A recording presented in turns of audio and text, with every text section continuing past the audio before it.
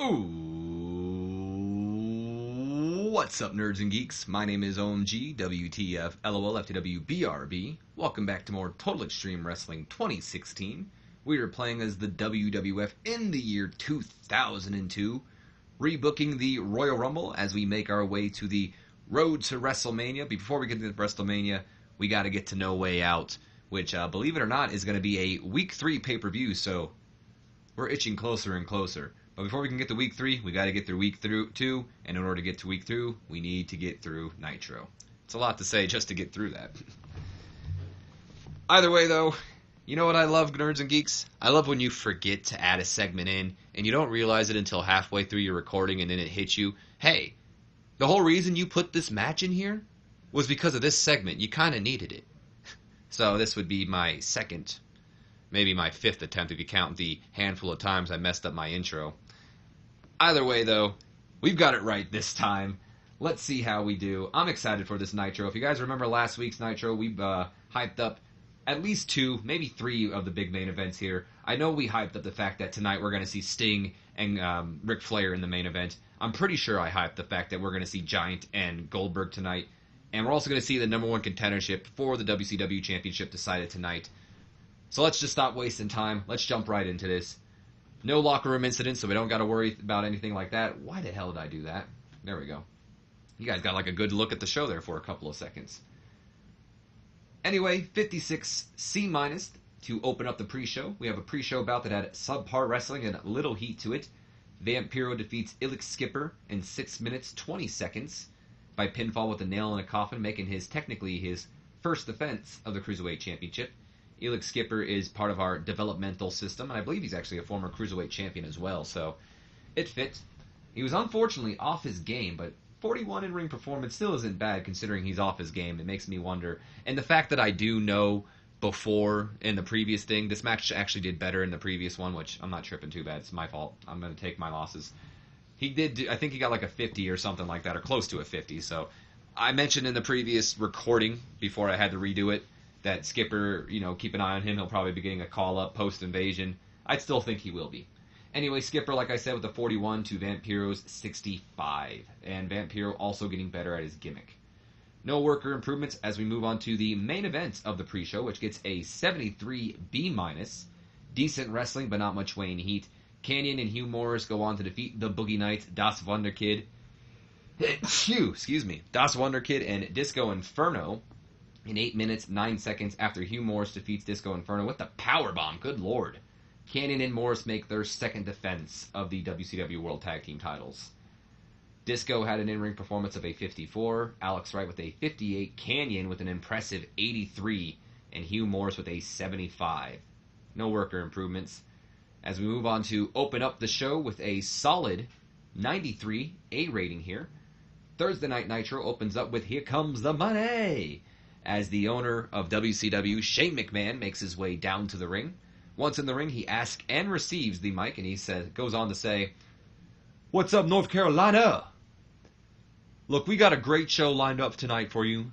Giant versus Goldberg, Sting versus Ric Flair, and in our opening contest, we will find out who will challenge Kurt Angle for the WCW Championship at No Way Out, as Chris Benoit will take on both Booker T and Diamond Dallas Page. But before we get to that, I'd like to use this time to reach out to my father. Because quite honestly, we haven't seen him too much after War Games, Where have you been, Pops?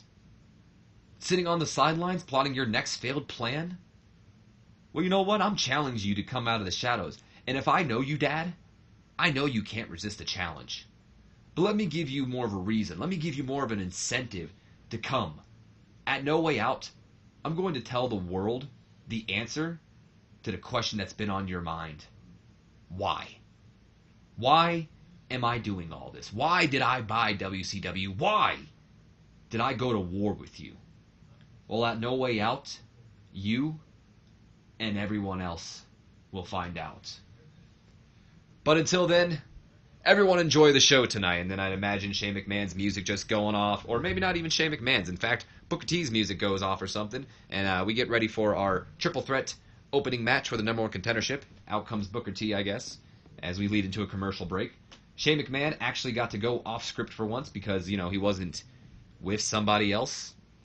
So he didn't make me regret it either. Shane McMahon, not only superb, he had the crowd in the palm of his hand the entire time. Good on you, Shane.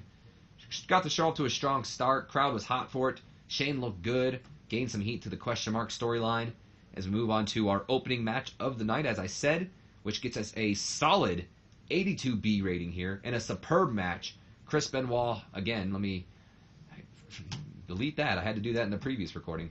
Chris Benoit goes on to defeat Booker T and Diamond Dallas Page in 15 minutes, 27 seconds when Chris Benoit defeats Booker T by pinfall. I'll get to that in a moment here, guys, but it goes ahead and confirms it. At No Way Out, we will see Chris Benoit and Kurt Angle go to battle once again, and I gotta tell you, Nerds and Geeks, are you guys a little tired of seeing Benoit and Angle fight each other? Because I'll be honest, I am. But what can you do about it? He keeps winning. Either way, Benoit goes on to defeat Booker T and DDP. And if you remember in last week's Nitro, we had a tag team match. It was Booker and DDP versus Benoit and Flair. I had Benoit and Flair win when Benoit rolled Diamond Dallas Page up for a quick pin, grabbing the tights, 1, 2, 3. I was following that same kind of story where he cheated DDP last week and he kind of cheats him this week. DDP, I'd imagine, hitting the Diamond Cutter on Booker T towards the end, which leads to Chris Benoit tossing Diamond Dallas Page shoulder first right after he hits the Diamond Cutter into the steel post and then covers Booker T for the win to become the number one contender. So either way, Bobby Heenan, weak at the announce table, unfortunately. We know that already, though. Booker T with an in-ring performance of an 89, Benoit with a 92, and Diamond Dallas Page with an 82. Benoit and Booker both improving in performance skills. But before we can move on to anything else, we go on to another segment here, which gets a 79 solid B. After the match, Ric Flair takes the mic and joins Chris Benoit in the ring. He goes on to say, "That's right. You see that? When you get knocked down, you get back up and knock everyone down that stands in your way, just like the Canadian Crippler did tonight." After Kurt's miracle win at the Royal Rumble, things look bleak for us. Especially after Shane gave both Page and Book a shot, despite Page being pinned last week. But after beating both Page last week and Booker T tonight, I think it's clear who the real number one contender is for the WCW Championship, baby. And that's the Canadian Crippler. Woo! The savior of WCW. Woo! Chris, woo! Benoit, woo! Oh, and before I forget, Sting, I hope you take a good hard look at what a real champion looks like. Because after tonight, I meant what I said last week when I said I'm ending this for good. Because tonight, I'm retiring your ass. And then I just imagine Flair tosses the mic down, Benoit's music goes off while the color commentators comment on the fact that could tonight possibly be the last match of Sting? Well, it will be if Ric Flair gets his way. Either way, got the crowd hotter. Flair was a real star in the segment. Benoit was fantastic. And good stuff all around. We move into the next segment here, which gets a 77 solid B rating here. We're backstage in the locker room area. Chavo Guerrero Jr. and the WCW United States Champion Edge are getting ready for their upcoming tag team matchup against Chuck Palumbo and the WCW Canadian Champion Lance Storm. When Chavo Guerrero steps up to speak and he says, "Look, Edge, I know I'm not the Guerrero that you wanted to team with tonight, but last week you had my back, and tonight I'm going to have your back. Don't you worry about a thing tonight." And that's when Edge goes on to respond saying, "Look, I'm not worried about anything, Chavo. Hakuna Matata and all that, man. But we're not just facing Chucky P. We're not just facing Stone-Faced Storm tonight. Wherever Chucky goes, that screaming banshee, the Keebler elf herself, Miss Stacy's always close by." And that's when Chavo, eases Edge's nerves, I guess. And he says, "Like I told you, Edge, I got everything, including Stacy, under control. Would I lie to you?" And, of course, if you know the Guerreros, you know very damn well that, yeah, they'd probably lie. In fact, even Edge knows that because he goes on to say, "Well, yeah, but I'm going to trust you anyway. You know what? Let's go out there and let's kick some butt, partner." And Edge picks up his championship as he and Chavo make their way out the ring for the upcoming tag team match next after our commercial break. So Edge looked good, but unfortunately here, Chavo Guerrero was very underwhelming. So if this is what underwhelming looks like for Chavo Guerrero with getting a 77 solid B, Chavo, you might be a star in the making. We move back from the commercial break into our tag team matchup, which gets a 82 solid B rating here, and a decent matchup. Edge and Chavo Guerrero Jr. go on to defeat Lance Storm and Chuck Palumbo in 10 minutes, 24 seconds after Chavo Guerrero actually pins the Canadian champion Lance Storm with a little bit of a distraction from Eddie Guerrero. Now, the whole story here is that Eddie Guerrero's, nursing injuries after Lance Storm refused to let go of the Canadian Maple Leaf. He wasn't here last week on Nitro, which led to, Chavo standing up for the Guerrero honor and challenging Lance Storm for the championship despite coming up short. And that also led to, this tag team matchup here tonight between Edge and Chavo and Storm and Palumbo. The way I'd imagine it ending, though, is, maybe Edge and Palumbo took each other out. Maybe Edge speared Palumbo through a barricade or something like that. The point of the matter is that both Edge and Palumbo are down. Lance Storm has Chavo Guerrero locked in with the Canadian Maple Leaf. It looks like Chavo's going to tap out, when out of nowhere we see Eddie Guerrero come crawling out from underneath the ring, walk over to the timekeeper, and pick up the Canadian Championship, which once, of course, Eddie picks up the Canadian Championship, that'll lead to, Lance Storm, who's looking right at him. He sees it happening right now. He lets go of the Canadian Maple Leaf because he's like, what are you doing? That's my title. Where do you think you're going? And Eddie knows exactly where he's going. He's going right over the barricade and leaving the arena once again with the Canadian Championship. And that distraction allows Chavo Guerrero to recover long enough to roll Lance Storm up, grab him grab him with the tights or whatever, grab the tights while he rolls him up pretty much. 1, 2, 3, Chavo Guerrero and Edge win the match, and Chavo pins the Canadian Championship. Unfortunately for Chavo as well, he was the weak link, struggling to keep up with everyone else's in-ring performance. But a 61, that's not too shabby if you ask me. Apparently Eddie Guerrero did some good work ringside, so I'm assuming a lot of people popped when they saw him steal the Canadian Championship. Chavo, like I said, 61. Edge with the best in-ring performance of the match with an 82. The matches the rating of the match. That's kind of funny. Chuck Palumbo with a 75 and Lance Storm with a 78. So not only did Edge and Chavo get the victory, but now Eddie is once again in possession of the Canadian Championship. We then move on to our next segment here, and this is about where I stopped because this is kind of once I realized, oh wow, I messed up and forgot to add something in. We got a solid 80B here. A limo pulls up in the parking garage, and when the doors open up, out comes Test and Albert, who assists Trish Stratus out of the limousine as well. And that's when Mean Gene Okerlund approaches, and he says, "Excuse me, Test, Albert, could I get a word real quick?" But that's when Trish steps up and says, "You'll be talking to me, Mean Gene. Because we're not here for the Steiners. They can wait till No Way Out.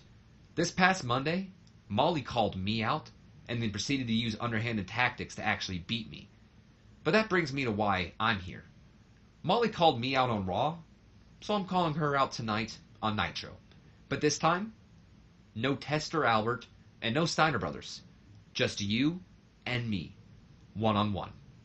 I'll be waiting." And she walks off as it's pretty obvious that Trish wants Molly in one-on-one action. And, well, will Molly accept? I think you guys know she will. Either way, Albert was, apparently his performance was good compared to everybody else here. As we move on to the next segment, which I'd imagine probably back from commercial break. I can't imagine Mean Gene teleporting like this. It gets us an 85 B+ rating here. And like I said, probably back from commercial break. Mean Gene says, "All right, fans, Mean Gene here, and joining me now is the man who will face the 7-foot giant tonight, Goldberg.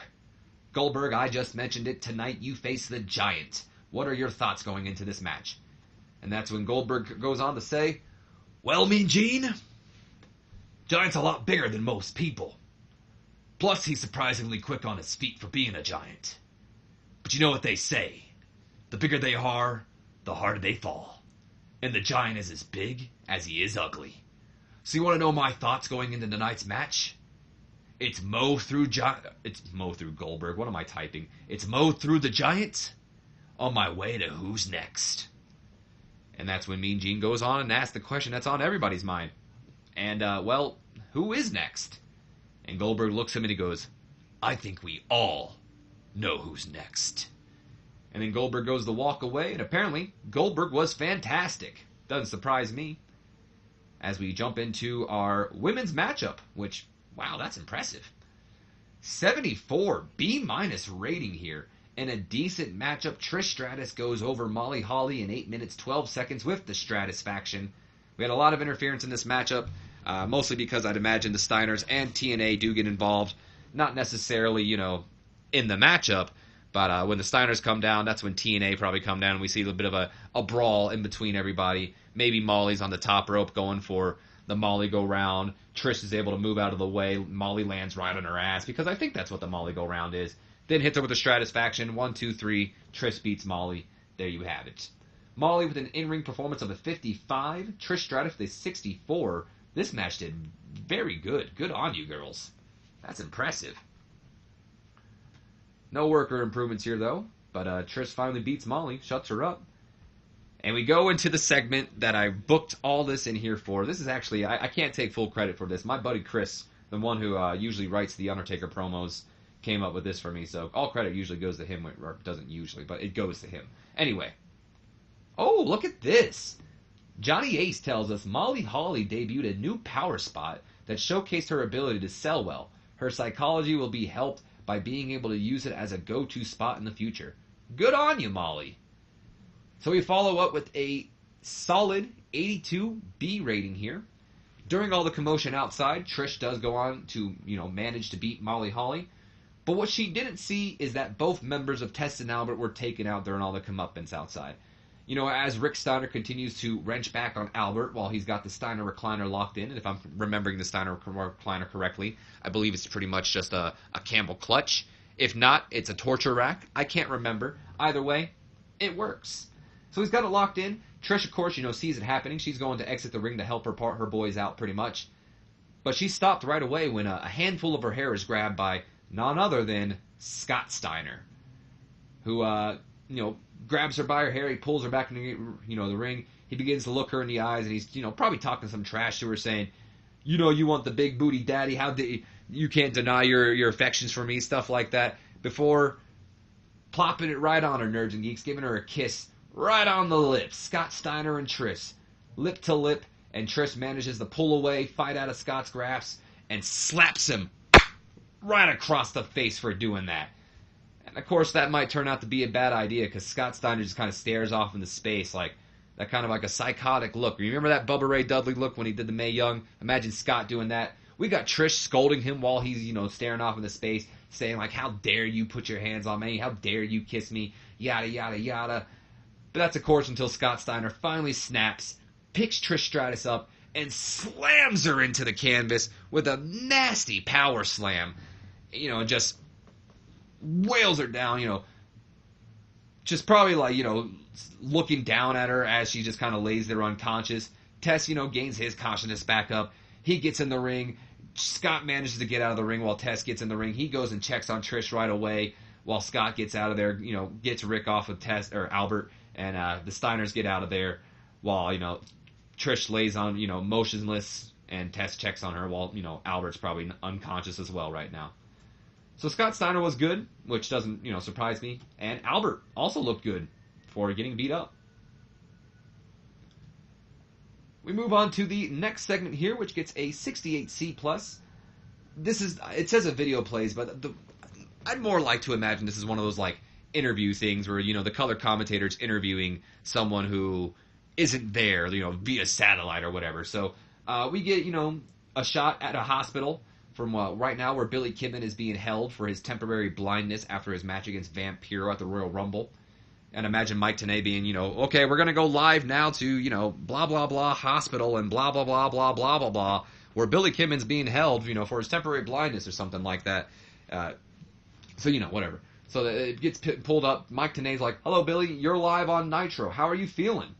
And Billy Kidman's like, hello, Mike, Dusty, Bobby, hello, everyone. I'm doing a lot better. Thanks for asking.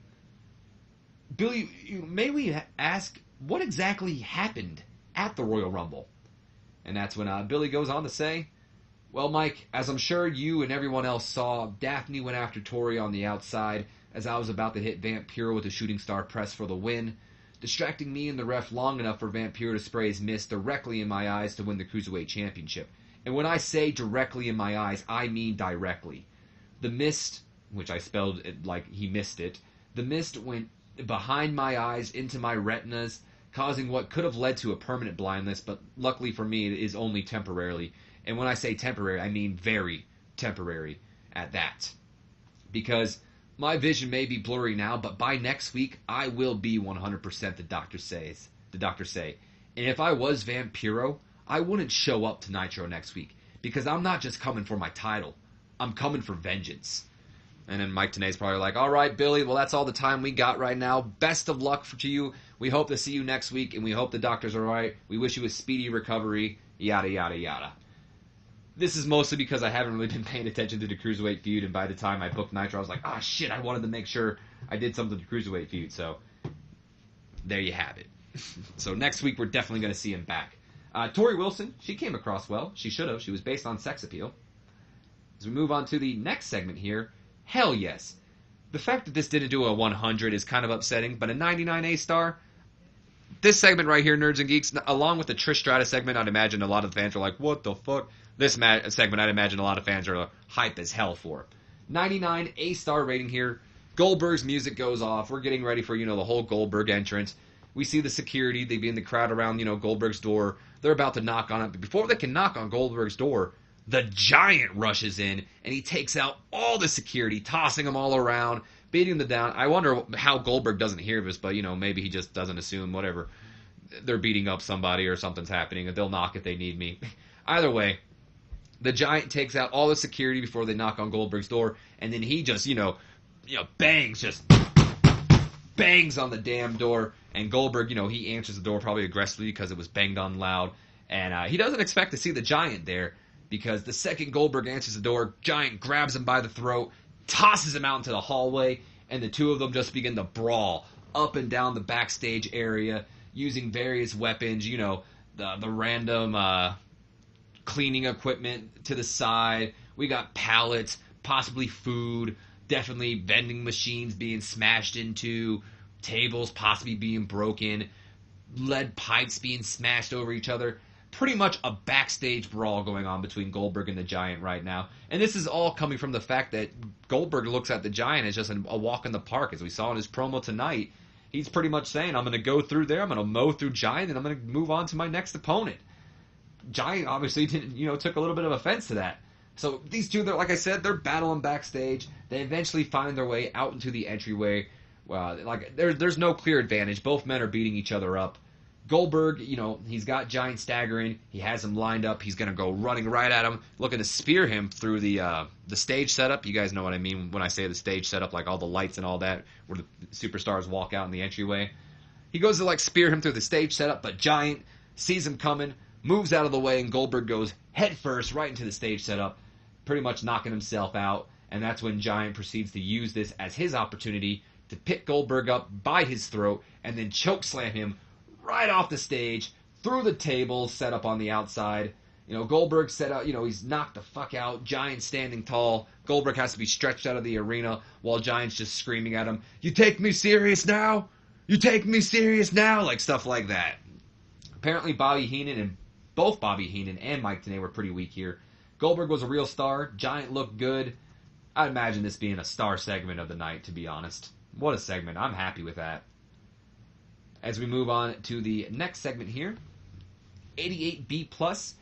This is kind of like one of those rivalry hype packages you usually see on pay-per-views, but because Sting and Ric Flair's rivalry is such a historic rivalry from, back in the early days of WCW, when Sting was just like a surfer version of Sting instead of being like the Crow version.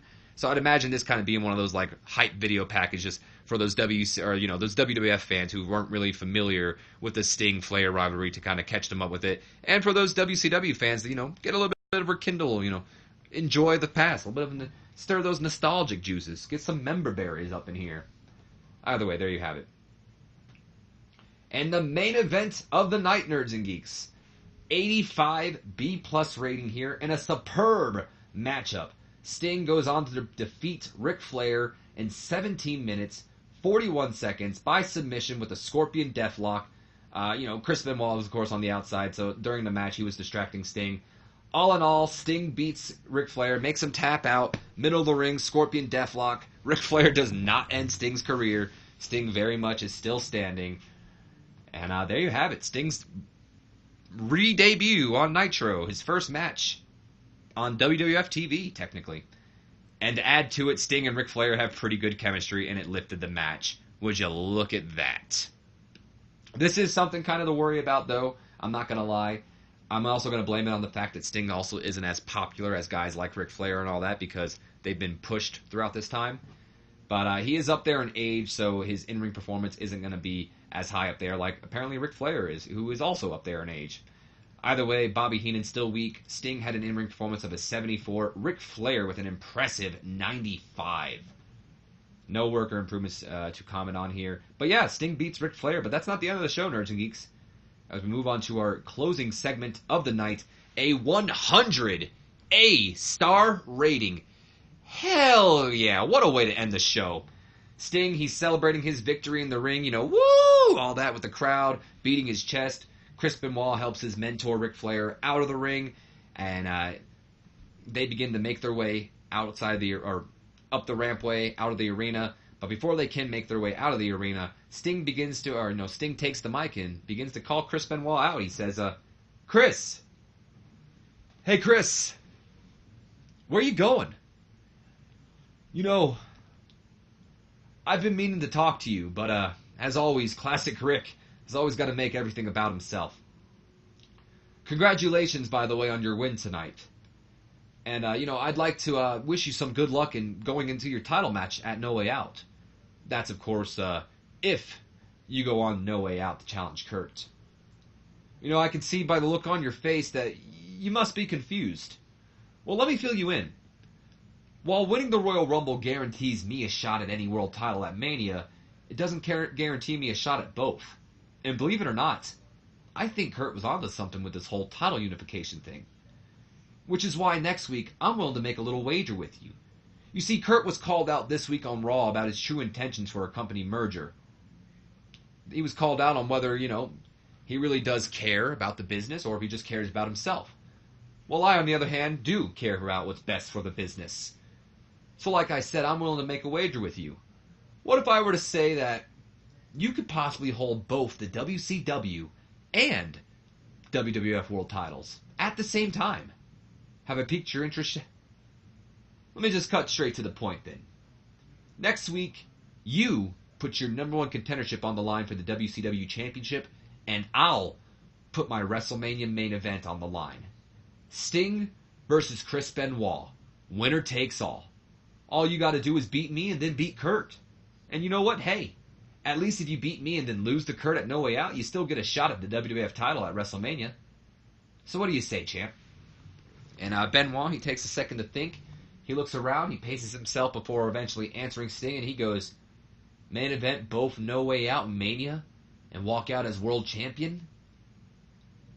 You're on. And that confirms next week we got a big match in store for us, Nerds and Geeks. Sting once again will be in the main event with big WrestleMania implications on the line, as it'll be the number one contendership versus the main event spot of WrestleMania. Sting versus Chris Benoit. Winner faces Kurt Angle for the WCW Championship at No Way Out. And winner goes on to face... I guess technically, say Sting or Chris Benoit lose to Kurt Angle at No Way Out. Technically, they can go on to still challenge Kurt for the title at WrestleMania. But the point here being is they want to unify the title. So that's what I'm trying to say here. So whoever wins, pretty much, they get to go on to fight Kurt and then The Undertaker. That's pretty much what's happening here. Or they're going to go fight Kurt, whatever I decide at the time. Sting versus Chris Benoit next week. Unfortunately, Heenan, Tenay, and Dusty Rhodes all week at the commentary table here deserve better announcing, but Benoit was good. He wasn't rated on talking, by the way. I kind of last-minuted added him in there as talking, and I figured it didn't matter that much. So he wasn't rated on talking, so don't get too excited. But either way, we end off the show to get us a solid 92 A rating here, increasing our popularity in 17 regions. Hell yeah! That's what I like to see. Hey, Shinya Hashimoto, one half of the Friendship Tag Team Champions in the OMG Fire Pro League.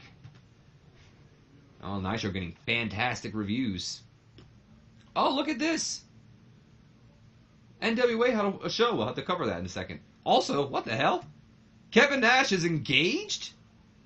Wrestling couple Che Ann and Kevin Nash are reportedly heading towards marriage, with last night's news that the couple has become recently engaged.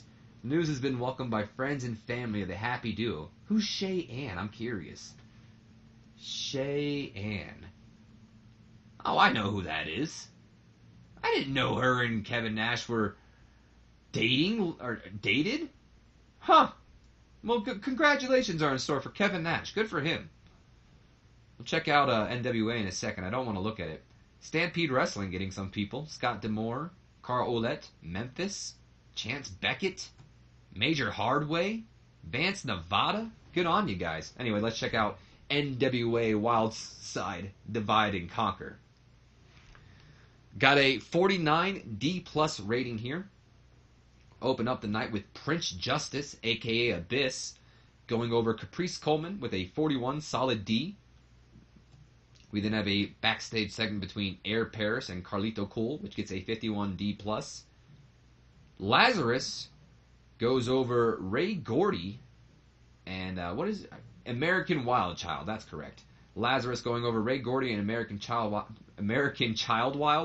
Wild Child with a solid 41 D.